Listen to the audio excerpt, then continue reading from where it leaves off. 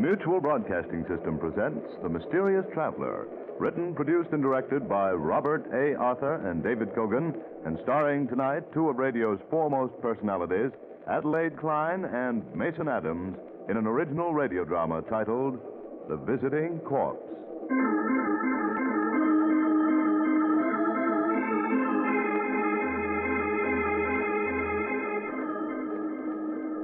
This is The Mysterious Traveler, inviting you to join me on another journey into the realm of the strange and the terrifying.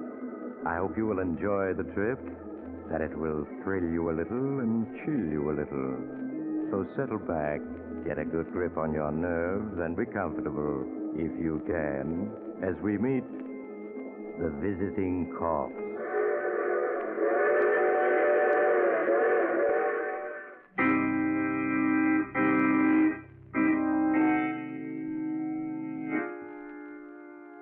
Our story begins late one night in the modest suburban home of Albert Jordan. Albert, a mild-looking man in his early 30s, is tossing restlessly in his sleep. Now and then he moans and speaks as if having a nightmare. No, leave me alone. I don't want to hear anymore. Leave me alone. Can't pull the wool over my eyes, Albert Jordan. No. I'm onto your way. No. To think my only child was foolish enough to elope with you. No. Poor Louise. There were so many men eager to marry her, and she had to be tricked into marriage by you. Oh, leave me alone. Leave me alone. Darling, wake up. What is it? What? Oh, Louise. Oh, you were having a nightmare, dear. You don't want to wake Mother up. She needs a good night's sleep for a trip home tomorrow. Yes, the trip. We mustn't let her miss her train. We mustn't, do you hear? Albert, whatever in the world is wrong with you? Nothing. Only I wish you were already tomorrow, and she were gone.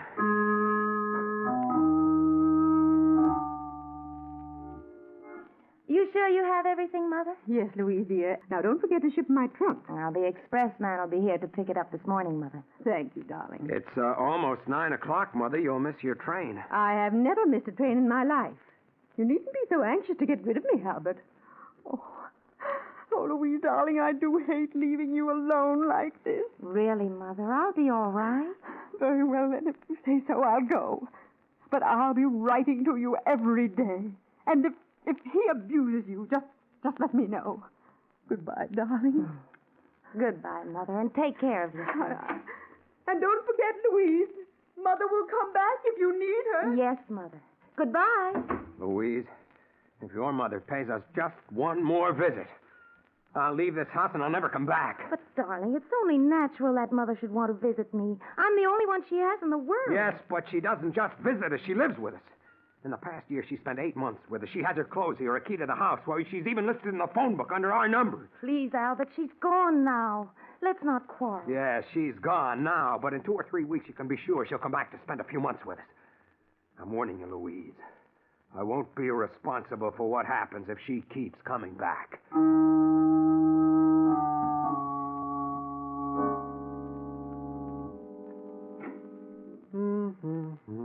Now, let me see. Send off the trunk. Well, that's one job I can enjoy doing. Mrs. Heather Roden, 125 River Road, Ferndale, Pennsylvania. Oh, that won't be necessary, Albert. What? My trunk can remain here. Mother, but you want to catch your train. I've changed my mind about going. I won't leave my little girl alone. I'm sure she needs me. Where is Louise? She went downtown. Oh. So you've come back again. You've always wanted to get rid of me, haven't you, Albert? To keep me away from my only child. But I refuse to give her up. I've come back and I'm staying for good. You're what? Yes, and then I'll be sure that Louise is being well treated. Frankly, I don't trust you. You don't trust me. No. Why, I don't even know your background. You were a complete stranger when you forced poor Louise to elope with you a year ago, and for all I know, you may have criminal tendencies. There's a certain amount of the criminal in all of us. Most people can control their worst instincts. But some can't. Exactly. And I'm here to see to it that no one harms Louise. But who's going to look out for you, Mother? Albert, why are you looking at me so queerly? Are you sick? Yes, Mother, I'm sick. Sick of the sight of you. No, Albert, you must control yourself. I want you to go to your room at once and lie down. So you had to keep coming back, Mother, and keep giving me orders. Albert, stop looking at me that way. What? You seem like another person. I am, Mother. You wouldn't let what was decent in me live, and now you must take the consequences. Albert, stay away from me. Don't you dare come near me. You would keep coming back, Mother, when you came back just once too No, Albert, often. don't touch me, Albert, don't. You should have taken that train, Mother. But at least now I know you won't be coming back. You won't come back ever again. You won't. You won't. I didn't want to kill you, but you made me. I've got to get rid of her. They'll catch me. The trunk. Yes, it's large enough. The keys. Here in her handbag. Even in death, you're a problem, Mother, but you won't be for long. There. Now I'll just pack this clothing around you tightly. That does it. Now I'll have to get rid of the trunk. Albert, are you home? Louise, the trunk, I've got to get it closed. That you, Albert? Yes, dear. Oh, I see you're locking the trunk. Yes, I was getting it ready for the expressman. It should be here now. Albert, is anything wrong? What do you mean, Louise? I don't know. Your face is so flushed. It's, just a little warm in here, that's all. Look, we forgot to pack Mother's robe. I know she'll want it. I'm afraid you'll have to open the trunk again, Albert. No. I mean, the trunk is full already. We couldn't get anything else in it. Nonsense. When Mother and I packed, it was only half full. Please open it. But it's locked, and your mother has the keys. Yes, you're right. Well, we'll just have to mail the robe to her. I'll answer the door. It must be the expressman. Make sure the tags are on it, dear. Tags. I can't go to her home. If only I had time to think. Wait. Yes, that's the only thing to do. I'll make out new tags. The expressman's backing his truck up the door, Albert. Have you got the tags already? I'm just finishing them. Yeah. They're all ready, dear. Well, let me see if you have the address right. Sometimes you're so forgetful. Now, Louise, you needn't bother. Of course the tags are made out right now. Stand aside. I'll carry the trunk to the door. Well, let the expressman do it, Albert. That's what he's being paid for. And I really do want to check the address on the tag. Now, Louise. Oh, please, Albert. I'm just playing safe. What? These tags are addressed to Mrs. William Smith, 345 Wood Street, Las Vegas. They are? They certainly are. What were you thinking of? I don't know, Louise. But I'll change them. You just go on and let me tend to it. Indeed, I will not. You let the expressman in, and I'll tend to the tags. If I left it to you, Mother's trunk would probably go heaven knows where and never be found again.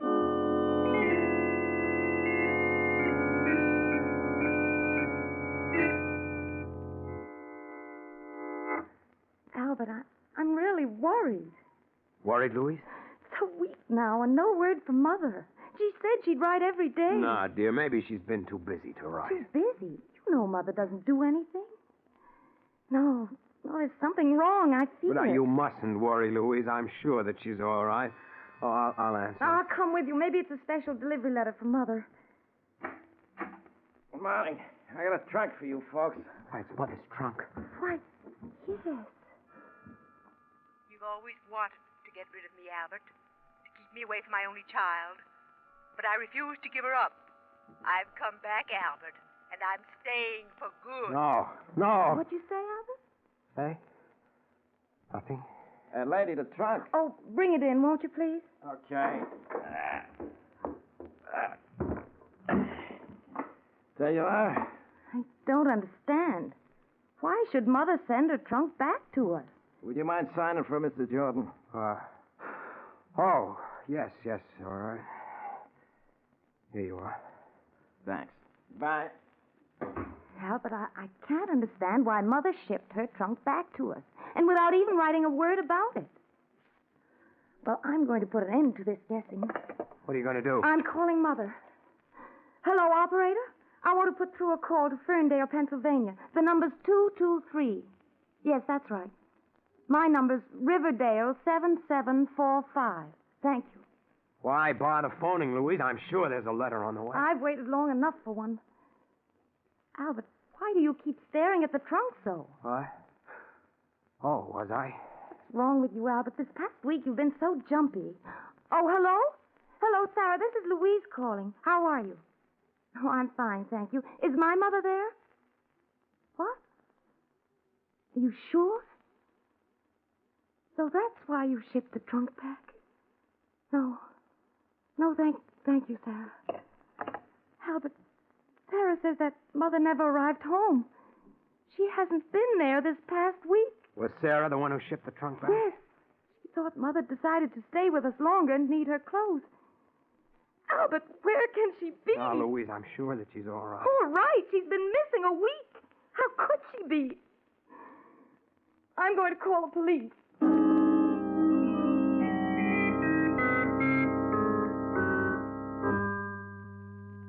Oh, Albert, where can she be?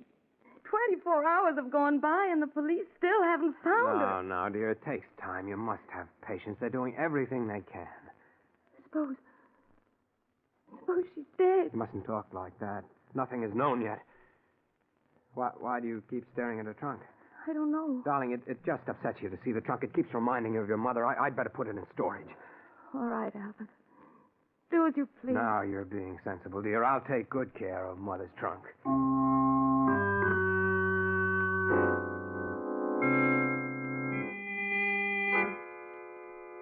That very afternoon, Albert took the trunk to the express office.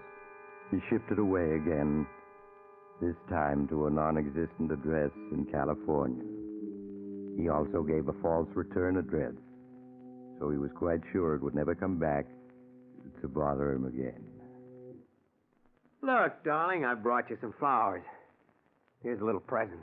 Thank you, Albert. Very nice. Louise, your mother has been missing 5 weeks now. You can't go on this way. You'll have a nervous breakdown. Albert, where can she be? Why can't the police find her? Darling, if she hasn't been found in 5 weeks, I'm afraid there's no hope. Louise, you must resign yourself to her loss. Oh, I'll answer it, dear. You just sit here and rest. All right, Albert. Yes? Good evening. I got something here which I believe belongs to you. Belongs to me? Yes, a trunk. A trunk? Yes. Ever since it came into the depot a couple of days ago, I've been trying to locate the owner, and I've been having quite a time of it. Did a little checking and figured out it might be yours. You've always wanted to get rid of me, Albert, to keep me away from my only child, but I refuse to give her up. I've come back, Albert. Do you recognize it? No. Don't you know where the trunk goes? Well, no. It's come all the way back from California. Seems there wasn't any such address where this was shipped to. Surely it had a return address. Yeah, but the rain kind of washed it off. Until all you can make out now is Riverdale, New York. What makes you think it belongs here? Well, I sort of did a little detective work. The initials stamped on the trunk are HLR, and I looked it up in the phone book, and the only person in Riverdale with those initials lives here. I'm sorry, but you must have the wrong place.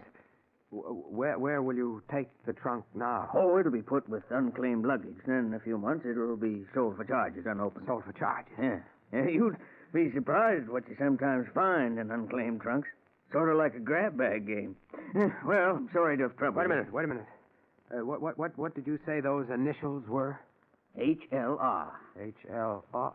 Why, they're my mother-in-law's initials. How stupid of me, of course. But, well, you just said it wasn't your trunk. Well, it isn't. It's hers. Her name is Heather L. Roden.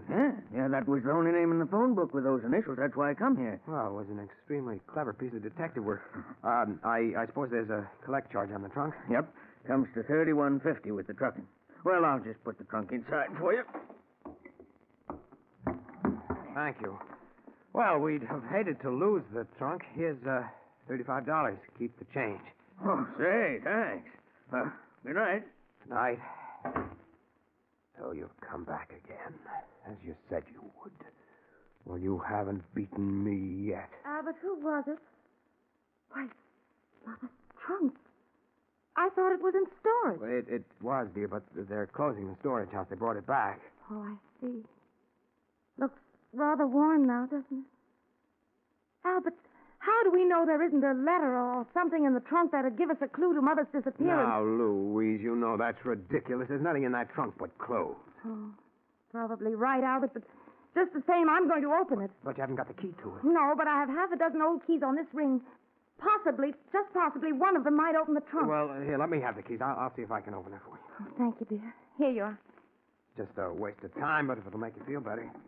This one doesn't work. Nope, nor does this one. Why, Albert, you're not even really trying. Here, let me. I tell you, it's no use. Well, let me try for myself. Oh, no, this key doesn't even fit. I told you so. Now, why don't you give up? This one doesn't either. You're only wasting your time. No, this one isn't any good. Perhaps this one will do it. Oh, no. None of these keys will open it. But in the morning, I'm going to get a locksmith to open it. I've got to see what's in that trunk. Perhaps it'll lead to our finding Mother.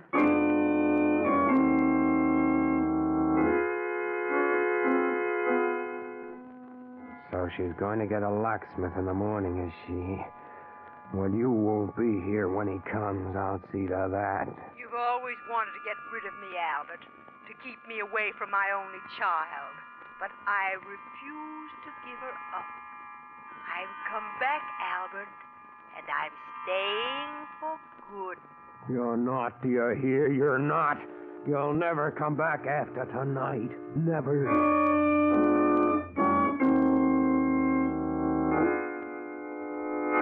Pardon me, miss, but you store trunks here, don't you? Why, yes, sir. This is the largest storage house in New York. Do you wish to store that trunk you just brought in? Yes, please. May I have your name? Williams. John Williams. And the address? 313 Maple Street. Mm-hmm. What city, please? Baltimore, Maryland. Okay. Now, the charge for the trunk will be $4 a month. How many months do you want to store it? How many months? Well, let me see how much money I have. I've only $8 with me. Well, that'll pay for 2 months, then. If you want to keep it here longer, you can mail us your check. Yes, I'll do that. Okay. Here's your receipt, Mr. Williams. Thank you. Good night.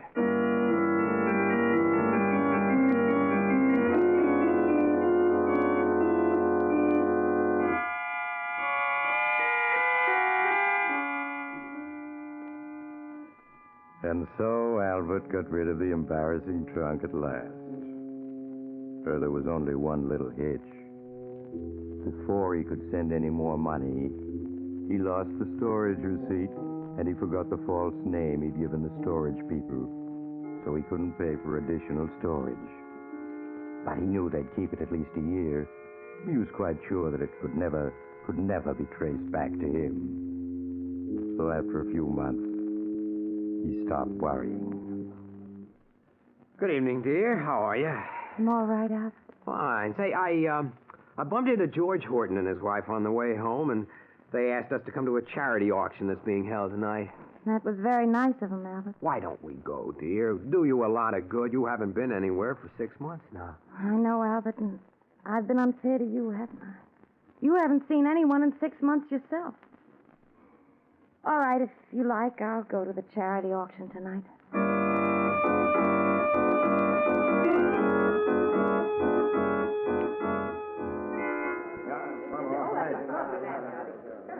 All right, ladies and gentlemen. Now, what am I bid for this beautiful antique lamp? Do I have $5? Oh, come, ladies and gentlemen. Look closely at this work of art. Now, do I hear $5? I'll bid $5. Now, there we have a lady with a real sense of beauty. Now, do I hear $6? Good evening, George. Hello, Albert. I'm glad that Louise and you came. How are you, Louise? Quite well, thank you. It was nice of you to invite us here, George. Well, we've missed both of you quite a bit these past months. Well, I hope you'll be seeing more of us. You know, you've got quite a crowd here tonight. Yes, we hope to raise a good deal of money. You know, that auctioneer is a genius. He can sell the most useless object to make it seem valuable. Well, we'll have to get in on the bidding. Hey, wait till you see the next item he puts up for sale. It's something I donated, and it's going to be quite a surprise. You were always good at that, George. Come on, let's move a little closer to the auctioneer. Do I hear 12? Do I hear 12? All right, I've got $11. Well, you're going to let this remarkable lamp go for as little as $11? All right, it's your last chance, ladies and gentlemen. Going at $11 once. Going twice. Sold to the gentleman in the tweed suit, and very fortunate he is. That lamp couldn't have cost more than $3 when it was new. Oh, now here comes something for sale that I donated. All right, ladies and gentlemen. The next item for sale is something so good that I'm tempted to enter in the bidding myself. Ladies and gentlemen, my assistant will remove that cover. And there you have the next bargain. A locked trunk. All right, ladies and gentlemen, study it well. Study it well, ladies and gentlemen. I'll give you a few minutes. Then we'll start the bidding. The trunk. No. No, it can't be. Yet it's the same size. It's the same color. The initials. The initials, that'll prove whether... No. No, they seem to have been rubbed off. You've always wanted to get rid of me, Albert, to keep me away from my only child. But I refuse to give her up. I've come back, Albert, and I'm staying for good. You are back. When I didn't send them any more money, they sold the trunk for charges. Yes, I've come back, Albert, and I'm staying for good. All right, here we are. Now, this is no ordinary trunk, ladies and gentlemen. It was donated to this auction by Mr. George Horton, who bought it at a storage house. He never broke the lock to examine the contents, preferring to save that wonderful surprise for the person who purchases this remarkable trunk tonight. All right, who knows what it contains? Perhaps the crown jewels of Russia. Or, better still, 5 quarts of scotch. All right, now we'll start the bidding for this mystery trunk. I'll bid $20. $20? Why, madam, the trunk alone is worth 40. Who knows what's in it? I've come back, Albert, and I'm staying for good. No. Albert, you look so pale. Is there anything wrong? Huh? What? Oh, no. Everything's all right. Oh, come, ladies and gentlemen. The contents of this trunk may be priceless. Do I hear a bid of $30? I'm afraid I'm just as curious as everyone else to know what's in that trunk. I'll bid $30. We have a bid of $30 for Mr. Horton, the gentleman who donated this mystery trunk. All right, do I hear $40? Albert, that trunk looks something like Mother's, doesn't it? So you noticed. Surely I hear $40. Why, any dealer would pay $40 for the trunk alone. That means you'd have the contents for free. Come on, ladies and gentlemen, do I hear $40? $40. There's a lady with a shrewd eye for a bargain. All right, who'll bid $50? I'll say 50. But, Albert, we don't need a trunk. Oh, let him have fun, Louise. After all, it is for charity. Besides, you can never tell what's in the trunk. I wish I could bid on this myself, ladies and gentlemen. I now have a bid of $50, which I am convinced is only 1/10 the true value of this trunk. All right, do I hear $60? $60. $70. That's more like it. Now, do I hear $80? $80. $100. Ah, you people are beginning to show a real appreciation for this trunk. Who'll make it 110? 110. 120. Do I hear 130? 130. 150. Oh, fun's fun, Albert, but you're going too high. Leave me alone. Albert, what's wrong with you? The gentleman has bid $150. Do I hear any more? Going once at 150. Going twice at 150. Sold to that gentleman for $150. I never saw anyone go after anything the way you went after that trunk, Albert. Well, I'm afraid nothing will satisfy the crowd now but for you to open up the trunk and reveal what's in it. No, I'm sorry, but I don't intend to open until I get home. No. Come on, Albert. Now don't spoil the fun. It won't hurt to open it. I told you I wouldn't do it. No, I'm sorry, George, but well, I haven't a key to open it, and there's no sense in breaking the lock after paying $150 for the trunk. Well, maybe I can help you, Mr. Horton. That's some skeleton keys that'll open any lock. Here, I'll show you. We auctioneers always running into locked trunks. Oh, we'll certainly appreciate it. Yeah. I think this key will do it. Stop! You have no right to touch my trunk. I paid for it and I don't want it open. Now get away from it. It's mine. Albert, what's wrong with you? Well, all right, certainly, if that's the way you feel about it. Come on, Louise. We're going home. Albert, you're acting so strangely. Why do you insist on dragging that trunk away now? Stop talking and come along. Well, all right, Albert. Albert, that trunk is pretty heavy. Don't you want me to give you a hand with I it? can manage it alone, thank you. Open that door for me, Louise. Albert, don't you think you'd better let George help you get the trunk down those stairs? No, I'm not going to let anyone touch this trunk. You've always wanted to get rid of me, Albert, to keep me away from my only child. But I refuse to give her up. I've come back, Albert, and I'm staying for good. Albert, do be careful on those stairs. I've come back, Albert, and I'm staying for good. Be quiet, you old hag. Be quiet. You haven't defeated me yet. I'll get rid of you if it's the last thing I... What happened, Mr. Harden?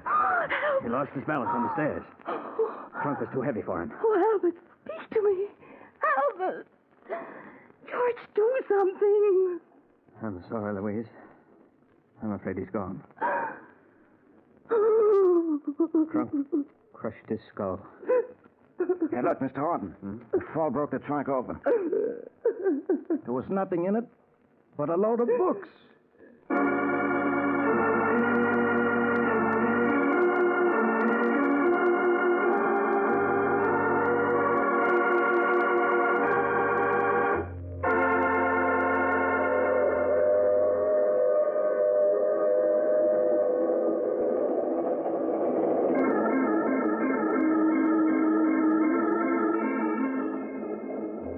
This is the mysterious traveler again.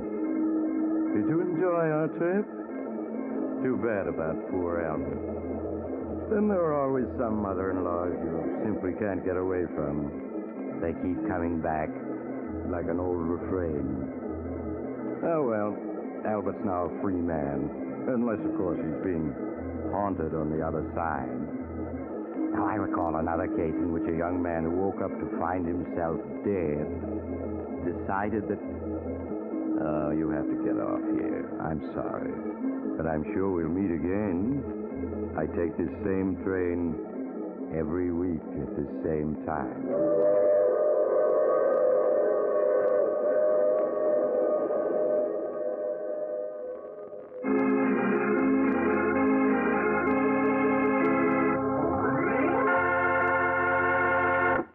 You have just heard The Mysterious Traveler, a series of dramas of the strange and terrifying. All characters in tonight's story were fictitious, and any resemblance to the names of actual persons was purely coincidental. In tonight's case were Maurice Toplin, Adelaide Klein, Mason Adams, Bill Keene, and Connie Lemke. Sound was by George Cooney, broadcast engineer Al King. Original music was played by Paul Taubman.